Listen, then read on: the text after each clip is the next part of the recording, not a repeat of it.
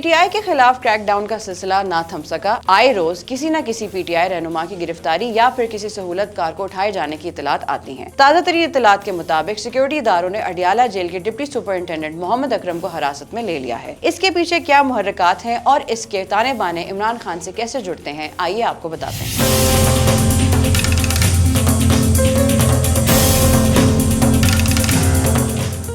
Deputy superintendent Mohammad Akram पर बानी PTI की सहूलतकारी का इल्जाम है और उन्हें इख्तियारात से तजावुज करने पर तहवील में लिया गया। सिक्योरिटी इदारों की जानिब से डिप्टी सुपरिंटेंडेंट से तहकीकात जारी है। डिप्टी सुपरिंटेंडेंट पर खुफिया तौर पर बानी पीटीआई के लिए पैगाम रसानी का भी इल्जाम है। सिक्योरिटी इदारों की जानिब से IG जेल खाना जात पंजाब को आगाह कर दिया गया। तहकीकात के बाद डिप्टी सुपरिंटेंडेंट मोहम्मद अकरम के खिलाफ मुहक्कमाना कार्रवाई भी की जाएगी। ज़राए का कहना है कि deputy superintendent Adiala jail Mohammad Akram को पहले ही ओहदे से हटा दिया गया था। अंग्रेजी रोजनामा द न्यूज में सीनियर सहाफी अंसार अब्बासी की शाया होने वाली एक रिपोर्ट के मुताबिक इमरान खान और फैज हमीद मुतादिद ज़राए के जरिए राब्ते में थे। रिपोर्ट में ज़राए का हवाला देकर कहा गया है कि दोनों शख्सियात जेल नेटवर्क और बाज़ सियासतदानों समेत दीगर के जरिए राब्ते में थे। ज़राए का कहना है कि अडियाला जेल के साबिक डिप्टी सुपरिंटेंडेंट मोहम्मद अकरम की गिरफ्तारी भी इसी वजह से अमल में आई है क्योंकि वो भी इन मुतादिद ज़राए में शामिल थे। मजीद अपडेट्स के लिए देखते रहिए VNews.pk।